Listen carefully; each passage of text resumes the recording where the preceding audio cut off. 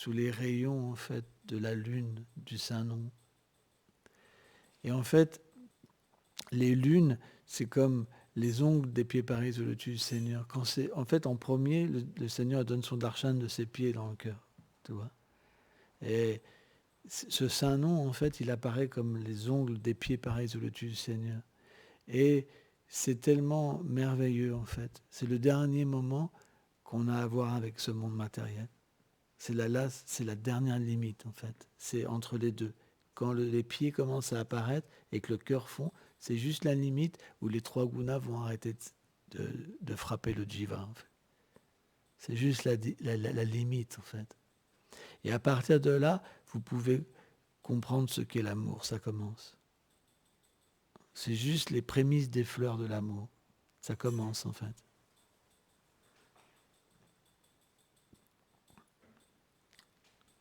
Et à ce moment-là, Krishna, comme vous voulez être avec lui, il commence par vous nourrir, par vous révéler des beaux divertissements, en fait. Ses sentiments, les sentiments de Radharani, etc. Vous pouvez commencer à méditer sur des choses qui sont inconcevables. Tu vois. Et après, plus tard, vous obtenez votre forme et vous pouvez entrer dans les divertissements du Seigneur. Tout ça, c'est une progression. Mais il y a un piège. Ne vous identifiez pas en tant qu'une institution, en tant qu'un gourou, en tant qu'une personne qui doit trouver la religiosité dans ce monde, etc. Il y a beaucoup de pièges. D'être un bon kirtania, par exemple, de vouloir être connu, fameux, tout ça, c'est des pièges. Si vous avez ça dans votre cœur, l'amour d'une femme, l'amour d'un homme, l'attachement pour un père, etc., pour un enfant, pour le corps, ça ne viendra pas. Krishna, il doit tout enlever. C'est pour ça qu'il faut prier sincèrement, vraiment sincèrement. S'il te plaît, Krishna, enlève-moi tout, tous mes attachements pour père, mère, enfant. S'il te plaît, enlève tout. Mais quand vous priez comme ça, Krishna va intervenir. Parce qu'en fait, il y a un décalage entre notre désir et ce qu'on est capable de faire au début. Et c'est très intéressant. Il y a un décalage. Ça veut dire que Krishna nous attire. Vous comprenez? Et il nous attire parce que c'est merveilleux. Et on se dit, ouais, Seigneur, je t'appartiens. Mais en fait, il y a un décalage. Et quand Krishna commence à nous retirer, il y a une grande peine à l'intérieur parce qu'il y a des attachements. Mais on ne peut pas non plus abandonner Krishna. Et donc, toute cette peine qu'on reçoit, en même temps, c'est une grande joie. C'est comme nos dernières écailles qui partent des yeux. C'est comme la dernière dureté de cœur, en fait. Et si on peut aller jusqu'au bout, alors à ce moment-là, le cœur fond, en fait. Et les beaux pieds pareils au lotus de Krishna apparaissent. Et là, vous vous dites, c'est pas vrai. C'est vrai, c'est pas vrai. C'est vrai, c'est pas vrai. Vous êtes là, vous avez du mal à y croire, parce que vous en avez entendu parler. Ça, c'est le niveau Ashakti, ça commence. Vous comprenez? Vous dites, waouh, c'est vrai, c'est pas vrai. Waouh, c'est pas vrai. Il va apparaître dans mon cœur. Et vous devenez fou, quoi. Vous devenez complètement intoxiqué, fou. Vous êtes en train de chanter complètement dans Prem.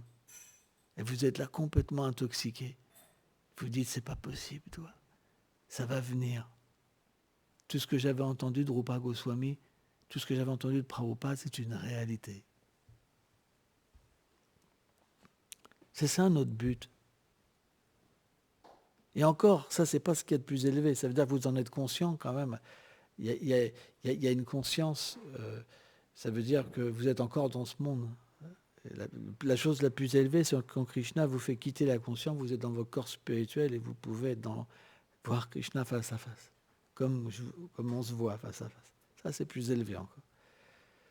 Mais à ce stade d'Ashakti, Vivad explique, c'est le stade où le cœur est tellement poli que le pied commence à apparaître. Et il y a une expérience, vraiment, une expérience. Mais l'expérience, elle peut partir, elle peut revenir, elle peut partir. Krishna vous attire. Et là, vous commencez à penser, Mais si je pouvais m'absorber 24 heures sur 24, ça serait pas mal quand même.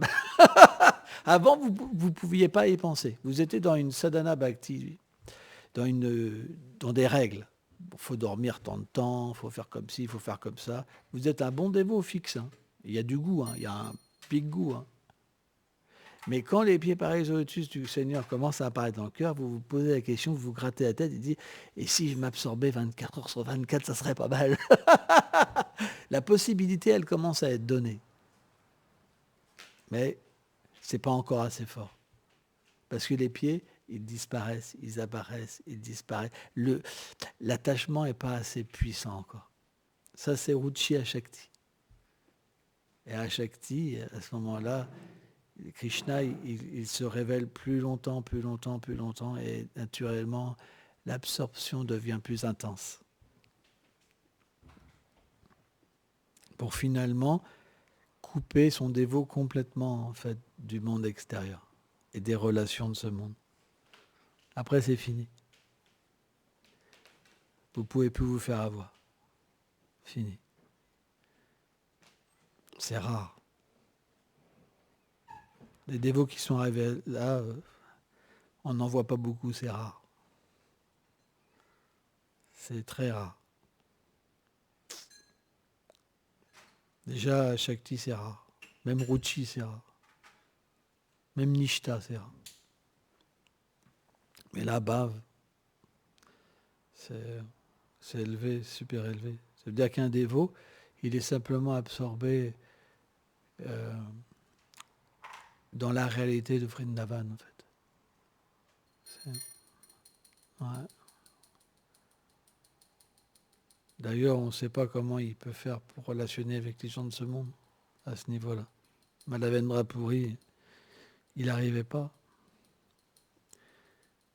Il ne savait plus si c'était le jour, la nuit. Il pleurait. Il était comme un fou. Tu vois.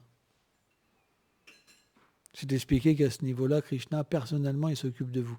Pour pas que vous soyez dérangés. Pour que vous puissiez simplement le goûter. Imaginez-vous.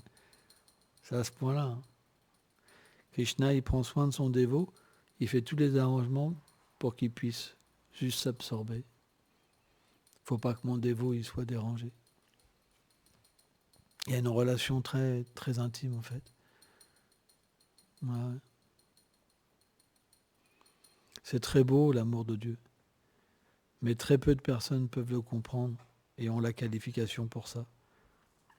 Alors bien sûr, cette qualification, elle augmente vie après vie, mais on ne peut pas atteindre un stade comme ça. C'est pas possible, tu vois, comme ça. Quand on dit oui, c'est comme une tricherie quand même, tu vois. C'est, voilà. Par exemple, on pourrait révéler à quelqu'un qui il est dans le monde spirituel, la couleur de son corps, tout ça. Mais si quelqu'un n'a pas la qualification, c'est comme arroser une terre qui n'a pas les graines, qui n'a pas la qualité pour faire pousser une plante. Vous comprenez, il faut du temps.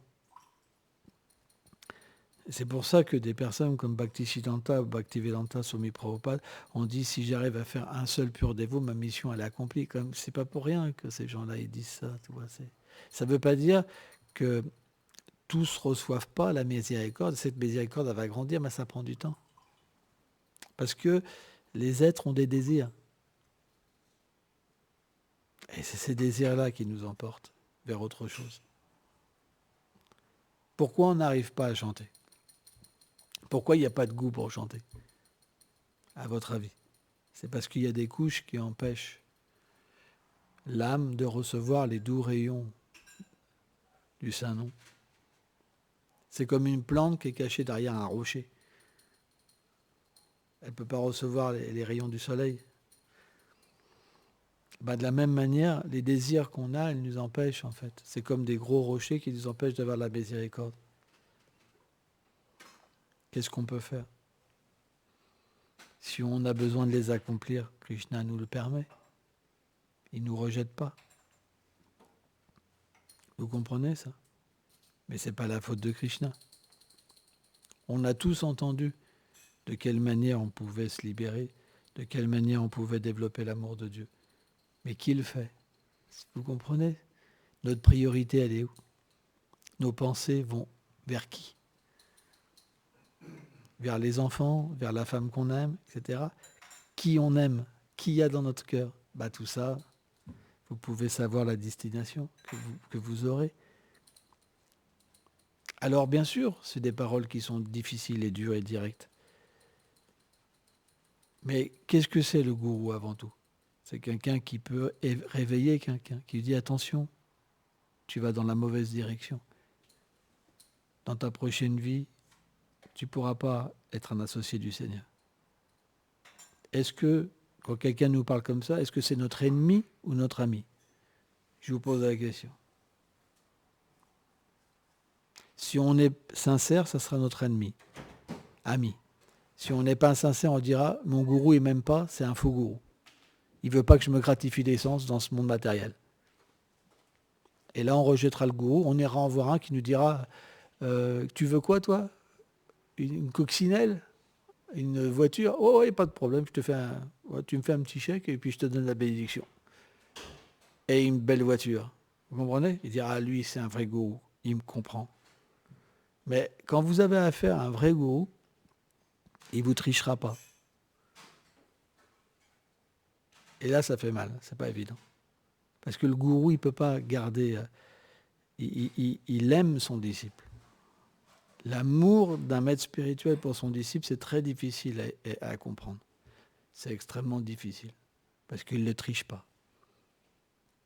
Dans ce monde, tout le monde vous trichera. On va vous faire des beaux cadeaux, des beaux ceci, des beaux cela, mais à l'intérieur, il y a une duplicité, parce que l'être n'est pas pur. Mais le gourou, son désir, c'est vraiment de ramener le disciple dans le monde spirituel.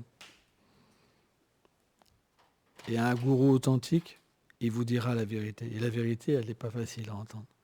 Mais si vous pouvez l'entendre, alors vous pouvez changer votre vie. Mais si vous êtes trop faible et que vous avez trop de désirs, vous rejetterez le gourou. Vous direz, je me suis trompé, mon gourou n'avait pas d'amour pour moi. Alors bien sûr, il y a des gourous aussi qui ne sont pas qualifiés et qui vous trichent aussi. Ils ne voulaient pas votre bien. Hein, ça arrive aussi. Hein, vous pouvez être acharya, ce que vous voulez, ça ne veut pas dire que vous êtes pur. Hein. Donc le point, c'est pas si simple. Mais si on est sincère, l'amour pour Krishna viendra dans notre vie. À un moment, il y aura l'expérience.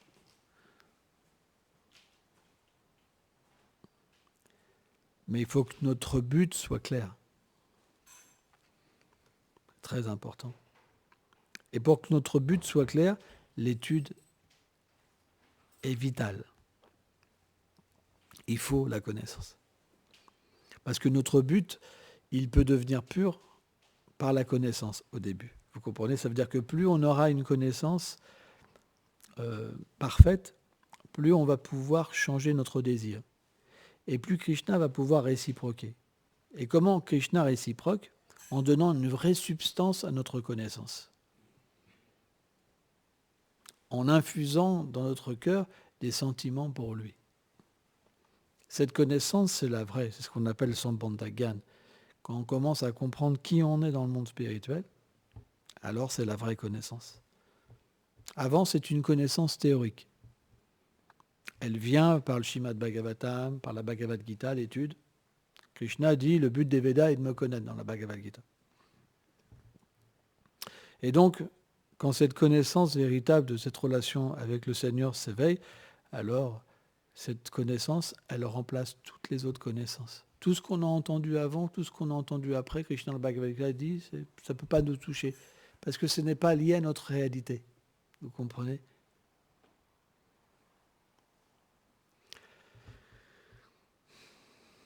On ne doit jamais se décourager.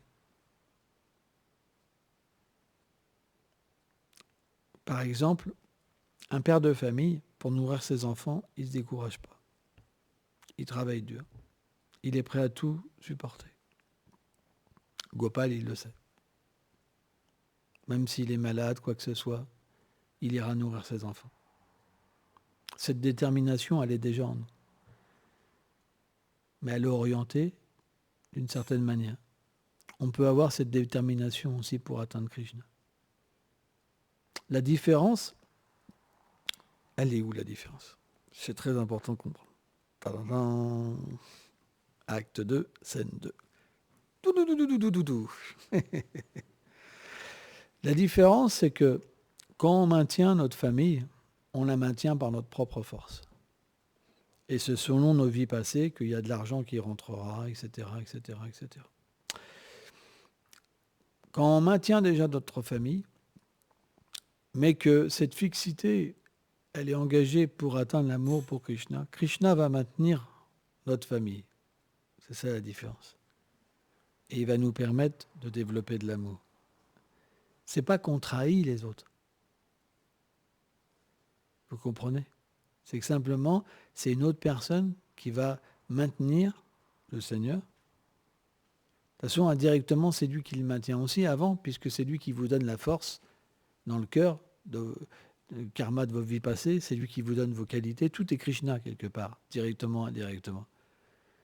Donc quand vous prenez cette force-là pour s'abandonner à lui, ça ne vous empêche pas de travailler.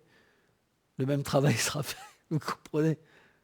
Mais la différence, c'est qu'au lieu de mettre votre mental sur des choses qui vous conditionnent et qui vous font souffrir, parce que si on regarde, par exemple, une vie de famille ordinaire, souvent, quand on rentre à la maison, la femme n'est pas très contente, les enfants, c'est comme ça, c'est comme si. C'est pas facile comme vie. Des fois, vous avez envie de rentrer, d'avoir un petit sourire, vous allez travailler dur. Et tout ce que vous avez une femme qui vous fait la tronche et qui veut même pas vous voir, par exemple. Les maris connaissent ça, ou les femmes connaissent ça, vous comprenez? Hein? Et moi, je sais que j'avais rencontré quelqu'un, une personne très forte. Hein. Elle avait tout mis son espoir dans sa femme, quoi. Et sa femme, elle l'a trompé. Il s'en est jamais remis. Hein. Psychologiquement, il a eu des troubles psychologiques toute sa vie parce qu'il n'a pas pu comprendre et accepter ça. Ça a été tellement fort que ça a détruit sa vie. Il s'en est jamais remis. Parce que finalement, quand vous travaillez dur, quand vous faites toutes les choses comme ça, mais qu'on vous triche parce que les gens ne sont pas purs, qu'est-ce qu'on gagne à la fin? C'est pas évident. Alors que quand on fait les choses pour le Seigneur suprême, les autres en bénéficient aussi, mais on n'est jamais triché. Parce que le résultat, il sera toujours positif, il sera toujours spirituel, transcendantal. Et à la fin, Krishna vient nous chercher. Et s'il vient nous chercher, ça veut dire qu'il vient en chercher d'autres. Parce qu'à travers nous, les enfants seront touchés, la femme sera touchée, ou le mari sera touché. Vous comprenez? C'est quelque chose qui se déverse sur les autres, sur nos parents, sur ceci, sur cela. C'est pourquoi l'abandon à Krishna est la chose la plus merveilleuse, la plus sublime. Il n'y a pas de chose plus merveilleuse. Mais avant qu'on ait véritablement le cœur qui fond et qu'on puisse avoir cette expérience directe, il y a plein de passes de doute. On est un religieux au début, on a entendu parler de quelque chose, on pratique. Alors bien sûr, Dieu a des vies passées, on se sent bien dedans, hein, mais on n'a pas encore la réalisation, l'expérience quand même. Donc l'expérience, on l'a à travers qui finalement? À travers les dévots plus avancés. C'est comme ça qu'on a l'expérience, vous comprenez? C'est comme ça qu'on peut la savourer. C'est pourquoi l'association avec des Vaishnavas avancés, c'est la chose la plus importante. Parce qu'à travers des Vaishnavas avancés, on a l'expérience. Parce que quand ils parlent, on se sent touché par cette expérience. Elle vient à nous. C'est d'expliquer que quand on entend le Srimad Bhagavatam, Krishna entre dans notre cœur. C'est d'expliquer même qu'il force une personne à l'accepter presque. Vous comprenez? C'est très puissant. Dès qu'on rentre en contact avec les gloires du Seigneur énoncées par des Vaishnavas qualifiés, on est obligé de progresser. Parce que notre vie, elle devient complètement chamboulée et perturbée. C'est comme si on injectait quelque chose et puis ça fait un truc pas possible. Tout est remis en cause. Dès qu'on entend les Vaishnavas, tout est remis en cause. On est obligé d'accepter une vie différente. C'est jamais sans effet. Alors que si quelqu'un parle et il a moins de qualifications, ça n'a pas le même impact dans le cœur des gens. C'est une réalité. Hein. Ça ne veut pas dire qu'il ne faut pas écouter. C'est pas dit ça. En fait, ça a de l'impact. Mais tout dépend de la qualification qu'on a. Ça a de l'impact. Un grand Vaishnav, par exemple, comme Srila Prabhupada, quand il écoutait, par exemple, les gloires du livre de Krishna, il écoutait, ça ne s'arrêtait pas, en fait. Non. Peu importe qui parle. C'est comme ça. Donc voilà. Il faut faire preuve de détermination, mais cette détermination, elle ne doit pas détruire les autres aussi. C'est important. On doit être en harmonie, et c'est pas facile. Parce que dans ce monde, c'est très difficile de ne pas faire de mal. C'est vrai, hein. C'est dur. C'est ça le problème, c'est que parfois on fait des choses, et dans ce monde, personne ne peut comprendre les uns et les autres. Alors on veut le bien le plus précieux d'une personne, et la personne va nous penser on lui veut du mal, ou ceci, cela, vous comprenez. Mais ça, on ne peut pas faire autrement, il faut accepter. Hein. On essaie d'aider les autres, mais on ne peut pas les forcer. Donc sur ce chemin, il y en a qui partiront. Et pas forcément ceux que vous pensez. Il y a des gens, vous allez penser, jamais celui-là il partira. Et puis il peut même dire lui-même, moi jamais je partirai. Et c'est pas si simple. L'énergie matérielle est inconcevable. C'est impossible de la dépasser si Krishna ne nous protège pas.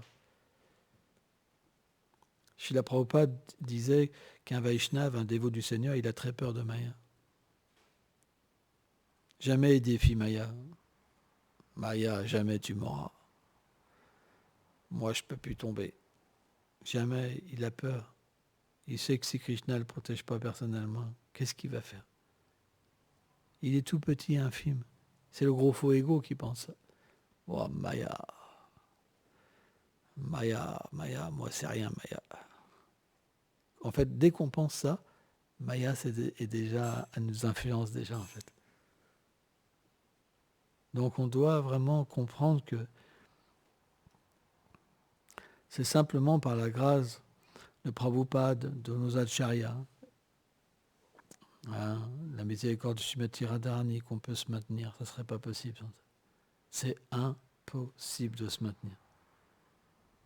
Le principe dans ce monde, c'est qu'un homme est attiré par une femme et une femme attirée par un homme, ou un homme par un homme, une femme par une femme. Moi, je n'ai pas de préférence. Je ne suis pas sectaire. Voilà. Chacun a le droit de s'exprimer.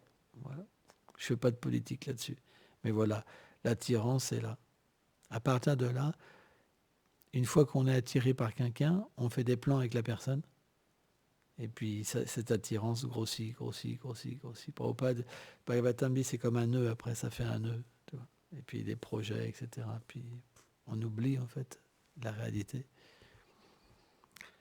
Et le pire, c'est que les gens ont fait la même expérience, même dans cette vie 10 fois, 20 fois, mais ils pensent que c'est une nouvelle expérience, que c'est vraiment spécial, que c'est une miséricorde spéciale. C'est juste l'illusion en fait. Si on a besoin de se marier, il faut le faire, bien sûr. Mais dans le but d'atteindre la perfection. Et pas pour avoir une romance, tu vois. Hein. Merci beaucoup.